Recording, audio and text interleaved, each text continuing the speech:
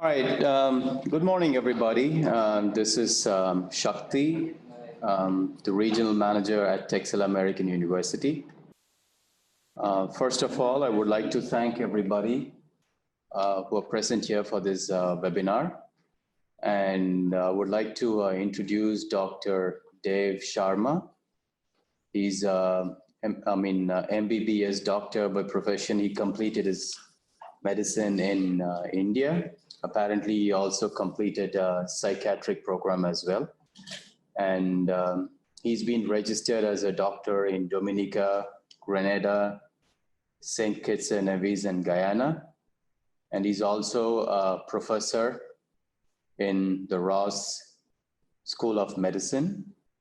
And he's also advisory as for the medical community in the Ross School of Medicine as well. And at present, he's practicing as a doctor and in various hospitals in Guyana, in Georgetown Public Hospital and in Woodlands as well as a behavioral psychologist.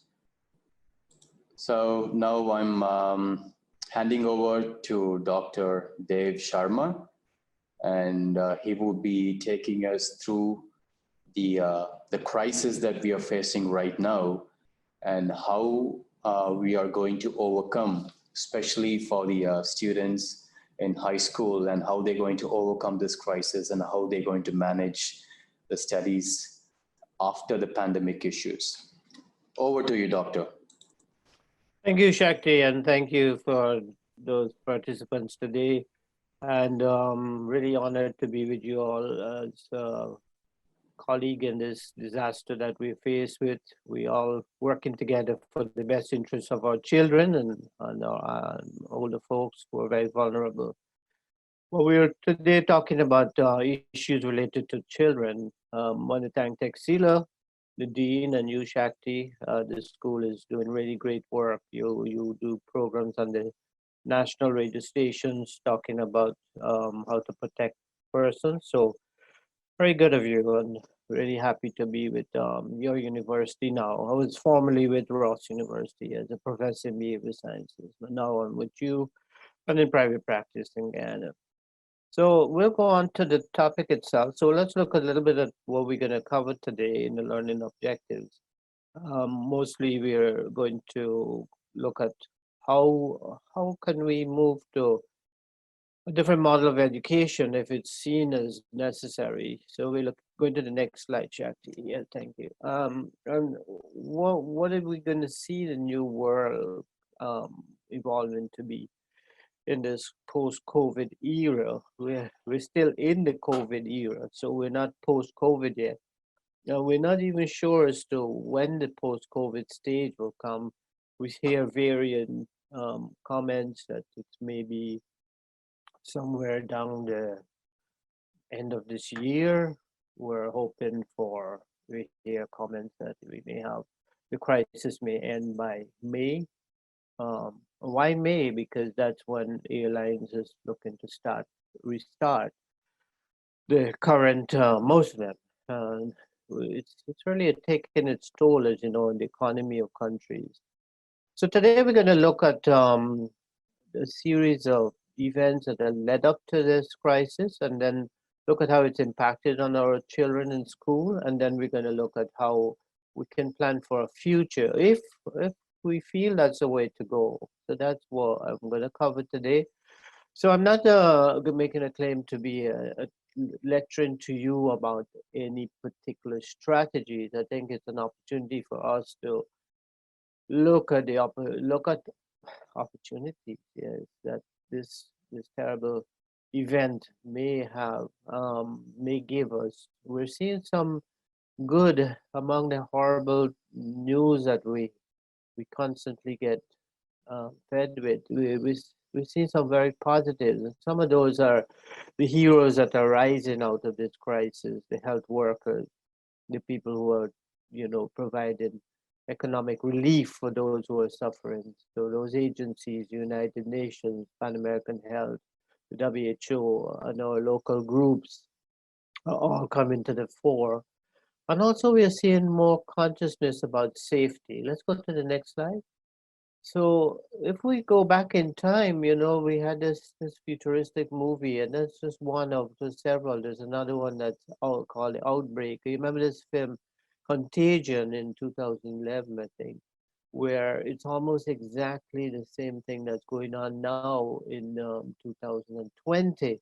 And there was a fair amount of prediction, not because of this movie, but because people who had insight and had foresight were able to look at the future and say, well, we need to be prepared. Even President Obama, in one of his speeches, said we should invest in the future because there will be a crisis. And Microsoft, the head, also talked about that.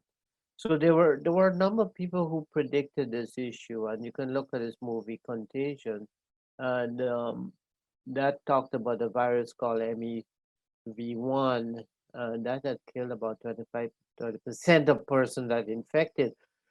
So we're not that high mortality rate because the corona's mortality rate is about 3 to 5%. In Guyana, where I am now, it's about 10% in terms of the numbers. So it's higher than that. But it's because the number of cases that we have tested and seem to be positive are less.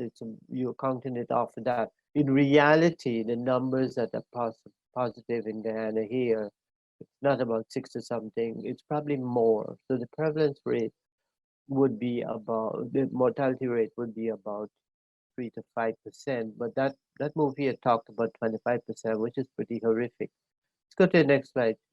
So when that movie came out, there was, and I want to bring up this slide because we're somewhat in this situation too, where people have become so afraid that we're fearful of everything. There's talk about the viruses on our clothes, it's in our shoes, it's in the air, it's on our glasses, and this sort of fear situation also had occurred, if you remember, during the crisis, the pandemic of HIV AIDS, and people were fearful of each other in terms of touching each other and thinking that they would get HIV AIDS from sharing their glasses and utensils, which is not true.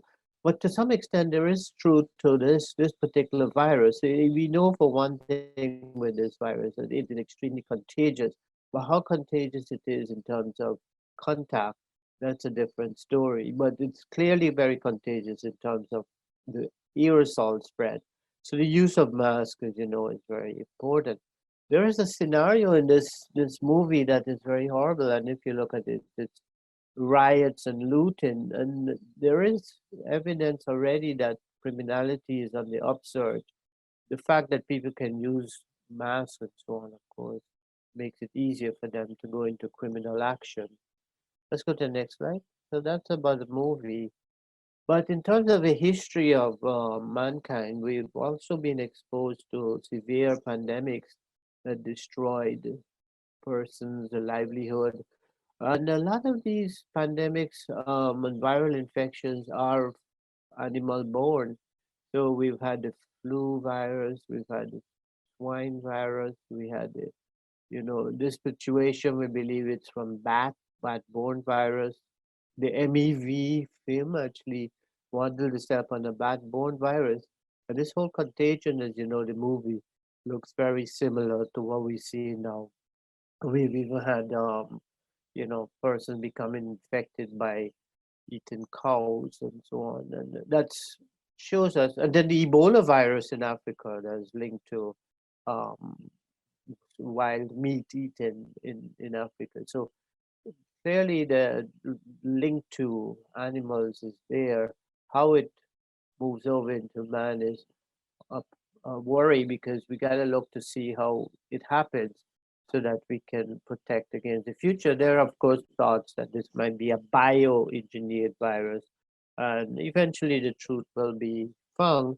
But we know that there is evidence of animal, um, the animal origin is very much there. Let's go to the next slide. So the other thing about us to bear in mind in terms of the impact of these epidemics and pandemics is that We are experiencing this probably for the first time in our lifetime. We've gone through the flu, and in our time we've had the bird flu, and I think the swine flu, and you know, but we've not been in the bubonic plague, and you had hundreds of millions of people dying. Even the HIV AIDS pandemic led to about 20 million deaths. So there's huge amount. We've lost about 180,000 people, I think the numbers are, and that is pretty bad.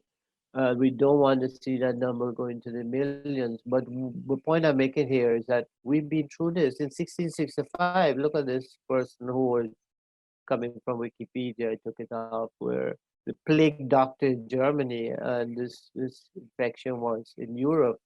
Um, Spain, Germany, and so on, where they had to wear these masks, and somewhat similar to what we're going through now. And quite interesting that the type of mask is it's shaped after a bird. But the point of that beak is it protects the individuals because it gives a long, time before that virus can enter into the lungs. I want to recognize my good colleague there, Dr. Burnett. I see she's in the room, and welcome, Dr. Burnett. She's actually uh, helped with this presentation, and she's got some slides up at the end, which I'd probably have her comment on if we can get her audio, or she could comment after the presentation. So moving along, we want to hear back from you. So I just don't want to be talking all the time. So now what we see in China is this an example of what's happening worldwide. The barricading of persons, and the whole market area in Wuhan has been shut down. The pangolins or the bats, as I said, were the likely source of this virus. Next slide, Jackie. And we're going to now look at um, what is happening here because of the virus. Is this change of behaviors? We are now conscious, and one said there are some positive spin-off of this horrible infection, and one of those spin-offs is that people are more conscious and aware of other beings around them. And human beings have this kind of selfish way sometimes where we don't see what we're doing is impacting on somebody else. We do that when we drive, we do that when we're meeting people, when we're in lines, people come in lines and they break the lines. And it causes distress. Now people are forced to behave in a proper way, keep distance between us as we're in a line, have some respect for people, don't cough in people's faces, so we're seeing all these things as a fallout, and in a way they're positive fallout. So there's a lot of congestion when people move about. I mean, it's very hard to tell people not to be in close contact. But even though we are in close contact, we should still respect persons, not to be coughing away at them, um, and using protection if we're sick. Staying at home, we know that children who get sick often go to school. Even when they're coughing, they're going to school because the parents are working. They don't have any way to leave them. So they end up infecting an entire class. Now, with this viral infection, we are now more conscious that, look, this is something that we can't play around with. This is not just influenza virus. This is a severe pulmonary infection. So there are changes in the way we behave. There is complete lockdown that was done in Grenada, and Dr. Burnett might tell us about that and the social isolation that occurs. But it pays off because the number of cases are very small. In St. Lucia here, there are no deaths, which is a really great news. So their work, we in Guyana have a partial curfew situation with curfew from 6 in the evening till morning time, but work situation during the day tends to be the same. Now, reactions to this viral infection range from complete denial that it's happening. We see in our neighbor in Brazil, our president there, kind of like rejecting the severity of it and saying, well, let's go to work. So there are different ways that people react. There's severe panic attacks. Some people get agoraphobic, which is they're afraid to go outdoors, which in a way is protective of them, or they become very compulsive, like washing their hands 1,000 times to keep them clean, and spraying themselves all the time with these disinfectants. There's also, I see doctors using defenses like intellectualization, where there's a lot of commentary going on about the mechanism of infection, how to protect them. But moving on to education, we got to look at what's happening now. And there have been changes that are making it possible for children to learn at school. And in Guyana, I have to give credit to the Ministry of Education because the web page that they put up has extremely good resources for online schooling. Now, online schooling is not unique. It's been there. Most countries have online programs where some people sign on to it, and children can learn through a web-based program. And so there's some positive for online schooling. Now there's a mandatory situation where children should be in school, even though they're at home. It's an adjustment for them. But I see that they seem to be responding well. Next slide, Jackie. And we're looking at how to utilize those resources. I know in Guyana and probably around the Caribbean, the national television stations, the radio stations are broadcasting educational program. And this is a clip from the web page in Guyana, which shows how to keep your child engaged at home, because the distractions at home are many. So there's some positives and some negatives. I want to touch on those a little bit just now about homeschooling. So homeschooling can work. The resources are there, the programs are there, the assessments, the follow-up, everything is basically the same as in a classroom educational program, but there are some difference. So here we see quite a number of resources encouraging independent thinking. The word here is independent, because these kids have to have some level of autonomy where they can function independently of supervision. And I think that's one of the comments that Dr. Burns was saying. We cannot address all children because not all children can take to that style of learning. So a lot depends also on the parents being there to give supervision or an adult giving supervision either online or at home. Next slide.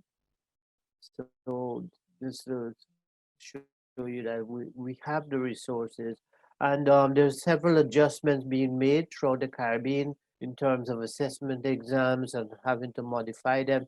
So just assessments can be done also online. So I'm a strong believer that online programs are very, very helpful, and it kind of reduces a number of dangers for children in a congested school environment. And our public schools tend to be pretty congested. Can we move a little bit more to online schooling? And here's an example of how the adjustments have been made for the CSEC and the CAPE exams. So these are very important exams for these kids. A lot of them are feeling frightened about their future because their assessment and evaluations may not be done, but it's being done and the changes can be made. So people have responded well. And again, I want to commend those persons in higher education throughout our Caribbean schools for making those changes, posting them. As I said, our webpage again, I went through it. It's excellent. So I'm very proud of what's been done there. Good work on that. So let's talk a little bit about what we're talking about today, which is post-COVID. Where are we going with post-COVID? The point is, when are we going to reach post-COVID? There were talk about April. Now we're hoping May because we said the airlines closed till May. So maybe there's hope for May because we got to wait for that flattening of the curve and then the fall off and then hopefully no resurgence, So we're watching the pattern of the epidemic in other countries. We see a flattening and a gradual reopening, like in Germany, they're reopening. In the States also, there's a move to reopen. And in our Caribbean countries, we tend to be cautious, but we also, in some places, open during the day. Dr. Burnett will tell us if you all open in Grenada. I think to some extent you all are reopening too. So there is a hope that there will be reopening soon. So we'll be moving to the post-COVID era. So what do we do in post-COVID? Do we go back to the same way that we were? Can we go back to the previous slide, Jackie? So do we go back to what it was We know that children need to be in school or need to be in school, whether it's in a external school or a home school. This should be supervised, whether it's an external school or a home school. There are problems in terms of what will happen in schools if it goes back to the previous status, because persons will be afraid that there could be the coronavirus lingering around, and there could be problems in resurgence of the infection. So there may likely be some plans for reducing congestion. How can we do that when the public schools tend to be congested and classrooms tend to be crowded? But mask may be one way of protection, but can it be really that protective from this very contagious virus? Mask alone in schools, when children have the habit of, hugging each other in the mornings, there's all this kind of physical contact that happens between kids in sports and play. So it's kind of very difficult to reduce congestion and physical contact in a regular school setting. Next slide, Jack. So if we look at what are the models then? Can we have the regular school meaning as what we were doing before the schools were closed, but with some reduced socialization? Can we enforce reduction in those children grabbing each other when they meet and hugging and doing the physical ways of greeting? I spoke to one high school principal here, and she said, please emphasize this point, because she always looks at those kids as they greet each other the way they've never seen them for years, and it's just been a day that they didn't see their friends, and they will be grabbing them. And she said the boys, of course, will be trying to grab the girls in a sexual way. So these physical contacts are very hard to tell kids not to do. Why kids? Because kids don't understand death in reality. There is this denial that they have, that they feel that they're so protected from all kind of negativity, and that's why they indulge in some risk-taking behaviors. It's part of adolescence. So something to bear in mind. We got to change a culture, a mindset, and a behavioral way, and a developmental process. How can we fight against those processes? How can we change them? So there may be more emphasis now on protective clothing for the kids, suits. Are we going to go to that futuristic model where people are wearing sort of helmets on their head with body suits? Gosh knows what will happen. I mean, the movies show those, that we see those futuristic movies where people wear those helmets with ventilators in them, purifying the air. I don't know how many people can afford those things.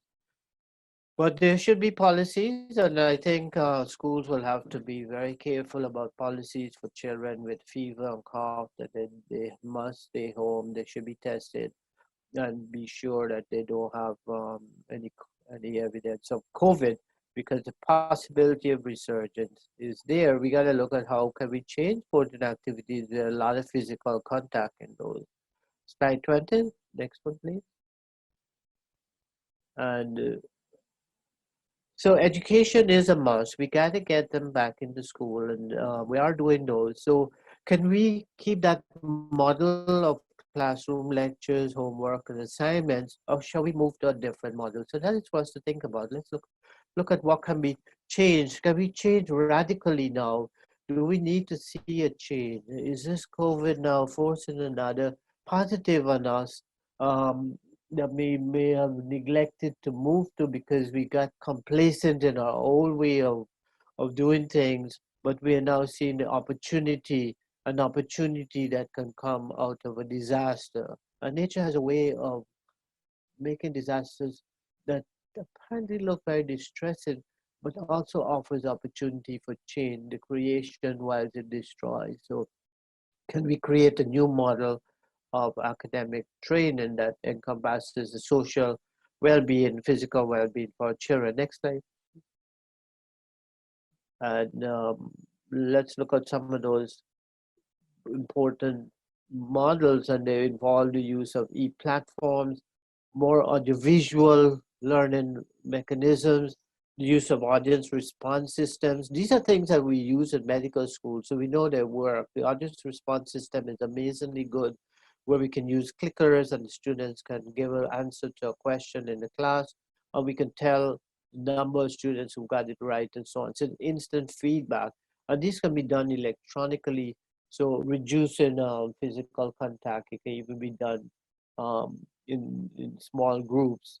So we want to be sure, though, that all areas of development are looked at carefully. I tend to feel that we spend a lot more time on the academic side of things and neglect children in terms of their social development, sports. Next slide, please.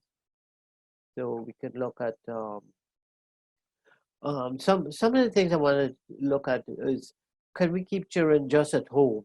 Are there advantages and disadvantages of that? And don't think we can work it that way, because not all children are able to manage their own time well, have that autonomy, and learn at their own pace. So there is some disadvantages in this one. Also, the fact that they're not able to socialize that well. Children need that opportunity to be with others, to have that competition that goes on. But while some of it can be done online, and we see that even the small groups that are being done by our teachers now, the school in life seems to have an advantage. So we want to look at what is more within a normal realm of things. But again, it's possible that homeschooling could be the way forward too. Next slide, please. Next slide. So in terms of classroom school, and we see some advantages. Just go back one slide, exactly. Yeah. So the advantages, of course, in classroom is you got more control. It's a better opportunity for discipline by teachers, and there's more quick feedback. You know, there's advantages, disadvantages of school. A lot of bullying can happen in that environment. The exposure to viral infections and sexual behaviors and other inappropriate behaviors happen in that kind of setting. So we need to address some of those. Next slide. So what is our new model for school? So the tool that I really wanted to bring to you today is problem-based learning, and what's more, which we use a lot in our medical school training, and then project-based learning, which also it's very beautiful because it allows children to work in small groups based on a project. So next slide. So problem-based learning is more about working a particular problem in a small group, and the children are have to do a lot of more independent reading, and they bring their work to the group, small groups. It's very valuable. Problem with the problem-based learning is that you need a lot of facilitators. Do we have enough teachers to manage that kind of style of program? We probably do not. So it's, while it's amazingly good, it's been proven to be absolutely beneficial. Can it completely replace classroom learning? I don't think so. Project-based learning is also very beautiful because it allows students to work together, to be, and we do that to some extent now. Those students work around projects. Next slide. So we are doing them, but can we move to a complete model of problem-based and project-based? Next slide.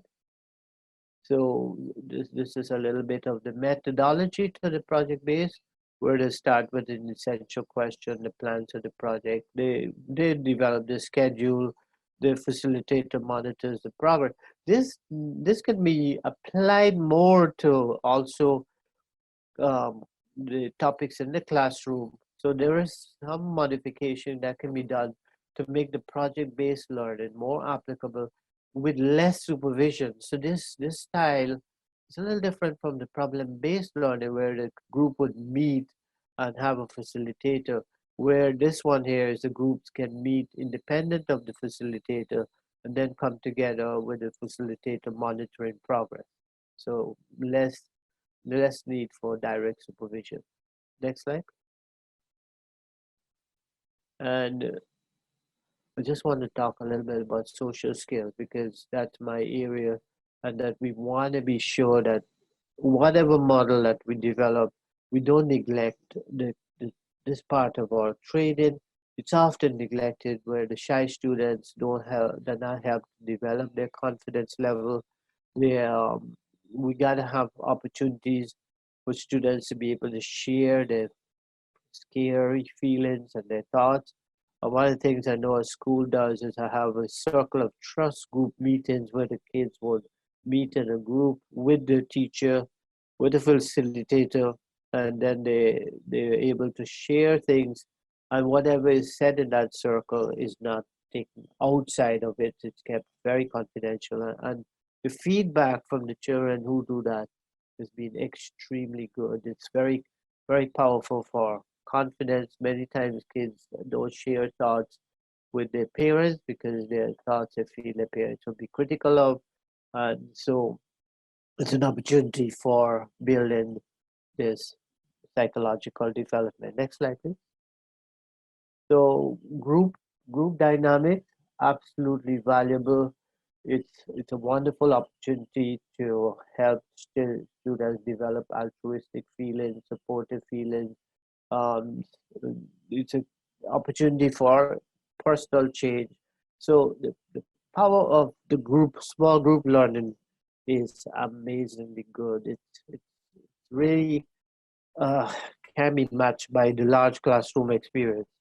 So we gotta think in terms of can we keep both models? Can we move to one versus the other, or have a balance? Next slide, please. So I just want also to talk about this type of program that's being advocated. There's a group in Ghana that's moving very strong for this to be in the curriculum of our educational programs in all schools. And it helps children who tend to have anxiety, and everybody has some degree of anxiety, but it also helps children who have aggressive tendencies, who may feel neglected in the regular classroom setting because they're not as bright as the other kids. The brighter kids tend to get the more attention sometimes. And some of these kids go on to become bullying children. And so this type of program really helps to build their empathy levels. Next slide. And we know that it been shown in several school studies to be valuable to reducing school bullying, helping interpersonal skill, and it also helps to build leadership skills. Unfortunately, some leaders turn out to be bullies, so they may not have been helped because they want to become leaders, but their bullying tendencies were never addressed. So maybe something like this type of program would help that. Next slide. Um, So there's a program that's been done in some 500 schools in the USA using the emotional intelligence program, and they call it the Rulers program, recognizing, understanding, labeling, expression, and regulated emotions. Next slide, please. So that's been shown to be extremely valuable, and they actually do it by monitoring their moods, their feelings. They use a mood meter, and they're taught to take moments, what they call moments, where they can take time before they react. So this help with impulse control problems. Next slide, please. And in England, they also use this program. They call it the SEAL program.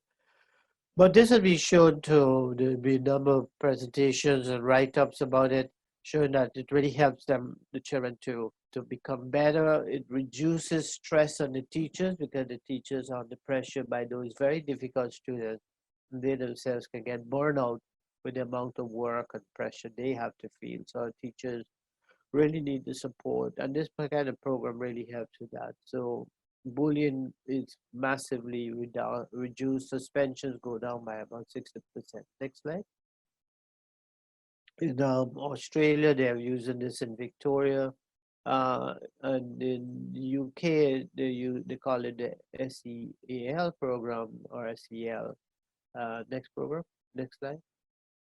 So that's an example of what been done in the UK since 2005, where the curriculum in all schools actually has some of this social development skill program.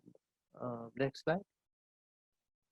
So I think it's a very good, and if you go back to that slide for me, Shakti, I think that I want to just mention it.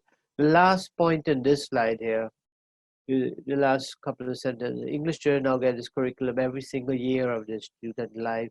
It's nothing less than official government national strategy for the future. So they started the future way back in 2009, and I'm not sure how far we have come in the Caribbean with this.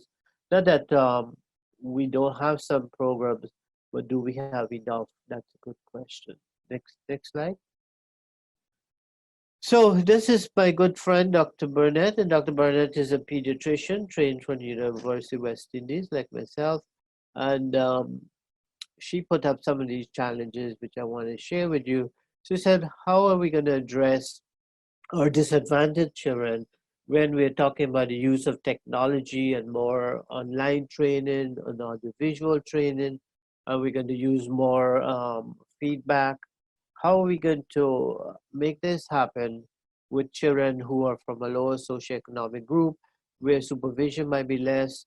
So they rely a lot on didactic teaching and direct teacher supervision. How will the new system protect these kids? Next slide, please. And so just to wrap up very quickly, because I want to give you time to have a little interaction. So also, as Dr. Burnett points out here, school serves as an important place for supervision and support, especially with parents who are working, both parents, and also sometimes providing nutrition that kids may not have in their home setting. How do we maintain this if we move to homeschooling or a complete online program? Next slide. And so if we're moving to new models, we got to be thoughtful that we don't create models that will make a disadvantaged situation even worse. So we gotta make sure that our teachers are also involved on board. Nothing can be done without our teachers' support. A lot of pressures on them. I see some teachers who complain a lot about the pressures that they have with documentation, that they have less time to teach, and more emphasis is required about documentation. Next slide. So here's an opportunity for you to tell me your thoughts. Dr. Burnett is there, so maybe she may want to comment a little bit as a pediatrician on the looking at the behavioral aspect and the developmental aspect, because I know, Dr. Burnett, you also were teaching adolescent development when we were at medical school. Well, thank you, everybody, and I think, Shakti, we have about 20 minutes that we can feed some questions and discuss this. Yeah, Doctor, thanks a lot. I mean, you have just gave few ideas, and it's mostly like an eye-opener session as to how we have to be prepared for this pandemic. And once this pandemic is over, how the school, the teachers, the schools and students has to be prepared for the future to cope up the education, and during the COVID as well, as to how we have to manage and make sure that the education is not sabotaged. As you rightly pointed out, I mean, right now, like everybody is getting into the online mode and making use of it and taking the advantage of the online platform. I just want to highlight here as well, I mean, as you know, Texila is a medical school, one of the reputed institution in the Caribbean in Guyana. We have about like almost like 650 students from 45 countries.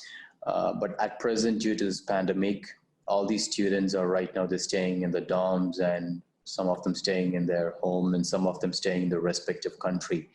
But however, the education is not stopped because we have a robust learning platform online. So all the students come online, the book materials are shared online, and students get to study the regular subjects like how they're studying in the class with more of interactive, and the same thing is happening.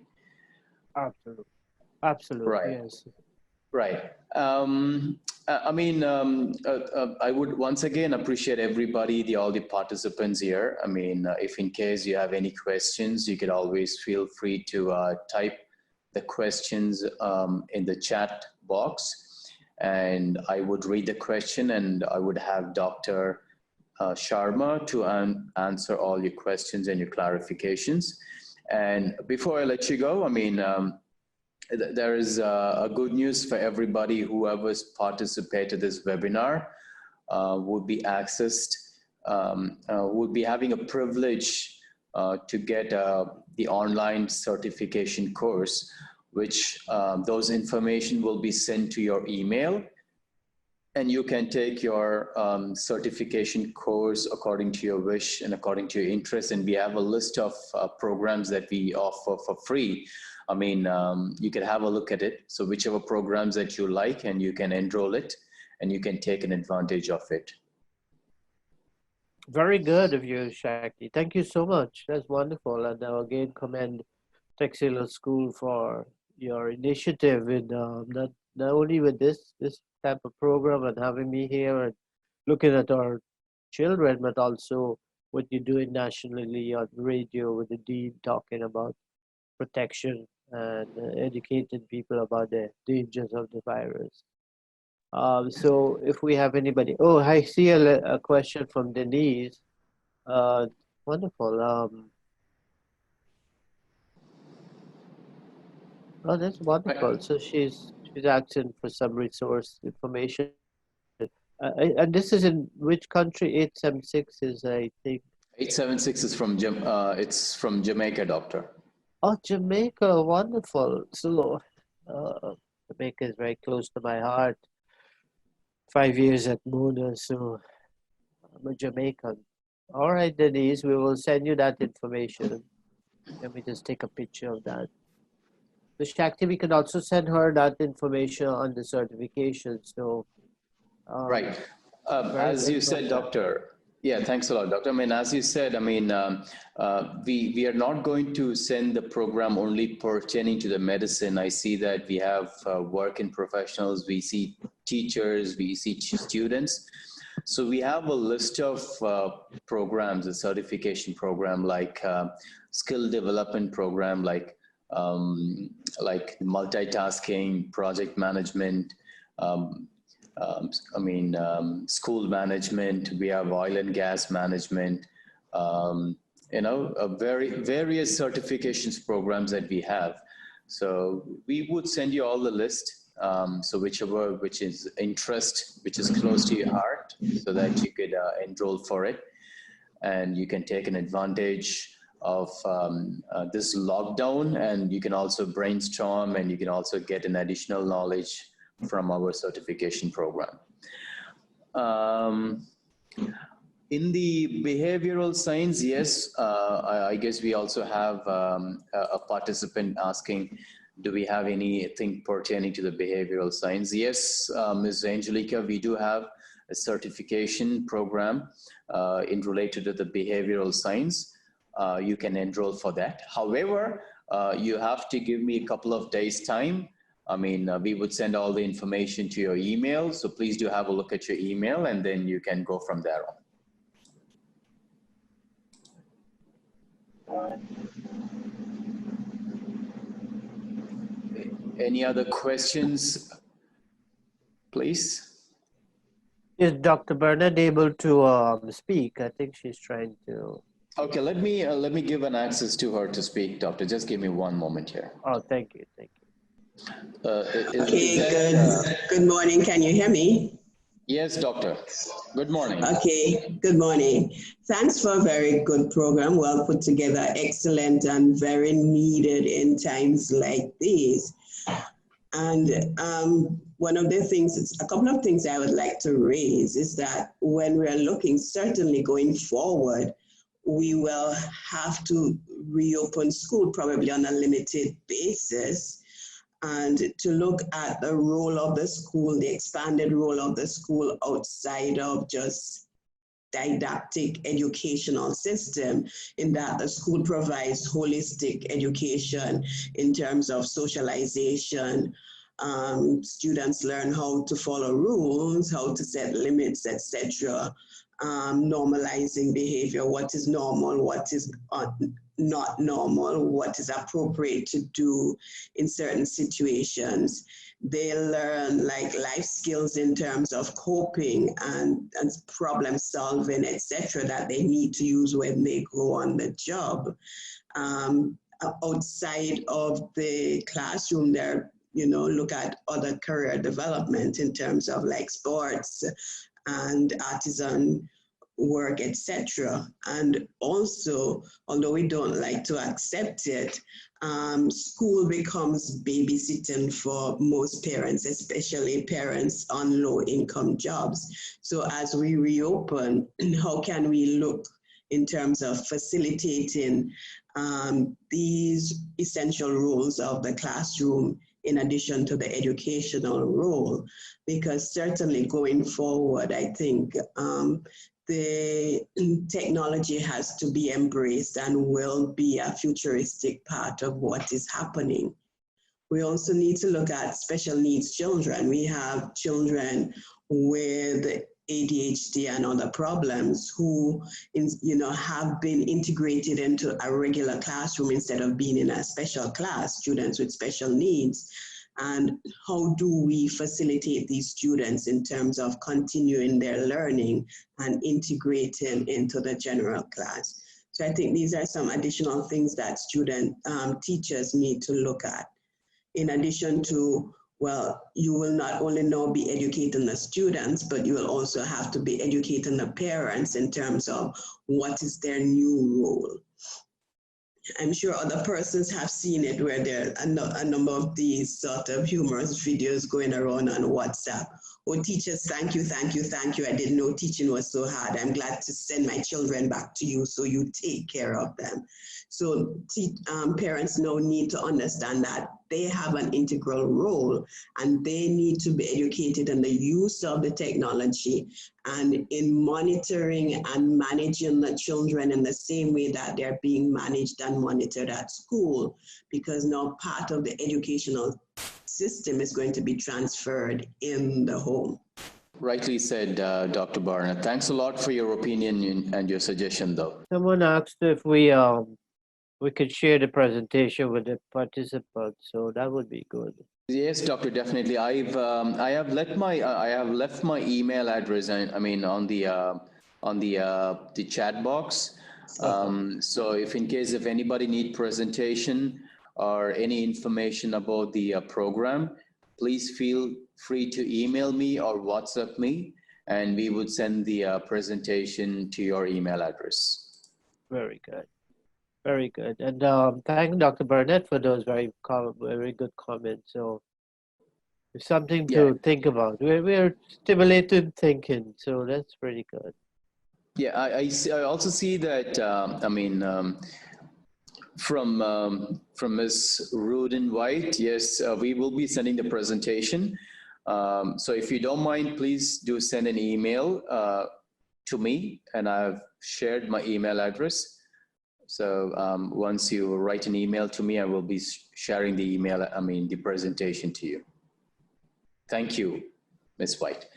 Any other questions, please? I see, Doctor, this, this presentation, this webinar, we've been focusing on Jamaica and Trinidad, and we have some from Guyana and the doctor from Grenada. Well, majority of them are from the Caribbean. And I see that we have some good response, like almost like 35 participants, and I see majority of them are teachers and they're working professionals. So thanks a lot, Doctor, for your valuable time, and Thank you. your pointers and your insights. Gave a lot of way, like as to how to improve our situation during this kind of a lockdown. Yeah, I guess somebody's texting. All right, thanks a lot. I guess Miss Angelica's texted. That's an interesting presentation. Thank you, Ms. Angelica. Yeah, Ms. Laura has asked, will there be any certificate for the participation for this webinar? No, Ms. Laura, unfortunately, this is more of an icebreaker and more of awareness program. As I said, everyone who participated in this webinar will be entitled to get a free certification program. You can study online at free of cost and you would receive a certification as well. And we have different topics. So whichever topics you're interested, you can select it and you can study at free of cost, right? And so whoever registered, I have their email address. So we will be sending you all the details about the program and you can start enrolling and you can study at this time and you can enrich your knowledge with our certification program. So the other thing, Shakti, I'm pretty sure you'll be doing more of these webinars. I'm hoping to have Dr. Burnett do one if you're inclined to have more of these. I think it's also good if our participants, spread the word. When we get a bigger group, we can get more like opportunity for change in some of those persons who can make the changes in leadership in the education departments and administrators and ministers of education, so we can reach out and say, well, we think it's valuable to do more social skills training, more emphasis on reduction of bullying. What can we do to physically protect our children?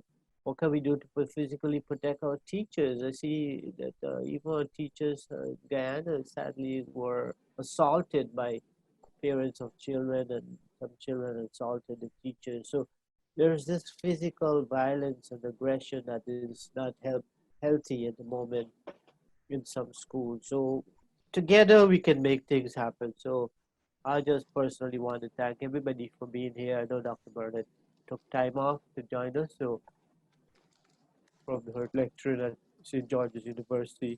So thank you again, Dr. Burnett, for coming on. And Shakti, I want to say many thanks to you for this wonderful experience. Thanks a lot. Thanks a lot, Doctor. And I also we also had some interesting topic which we had, Doctor. I mean, from Miss Angelica, I see that we also got through one of our consultant in Jamaica, Nurse Bailey, and we had the guidance counselor from Jamaica, Kingston. She said that she's would be more interested to take our certification or our program, the webinar, to the Ministry of Education, whereby the Jamaica Guidance Counselor Association can take an advantage of it. Yes, we will be more happy as we are working with more of ministry education across the globe. So whatever your request might be, please do send an email. Probably I could get in touch with you personally. Whatever your requirements, and we will be happy to do a training for all the guidance counselors across Jamaica according to your schedule. All right, thanks a lot, Doctor, for your valuable time once again, and thank you everybody who participated in this session. I left my email address and my WhatsApp number. Please feel free to get back to me. And you do share mine to anybody who would like it. I'll be happy to connect with them. Definitely, Doctor, definitely. Okay. And the participants, we would like you to spread this word of mouth to the other teachers, to other staff and other colleagues, by which we could also provide you with more information. And so we can also connect next month with a new topic with more of knowledge on how we can adhere to the school system, and we can also come up with new topic based on your request. Great. Yes, Ms. Angelique, this is Kumar. I'm Kumar, and I'm the regional manager at Texila American University. And the speaker, his name is Dr. Sharma, and he's, at present, he's a psychiatrist, behavioral psychiatrist.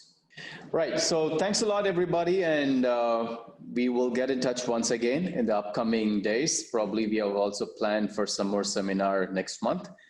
Thanks a lot, Doctor, for your valuable time. You have a great day, everybody. You too. Thank you. Yeah. And everybody stay safe. Keep washing your hand. Please keep a distance from each and everybody, and social distance is very important. Okay. Thank you. Great. Thank you.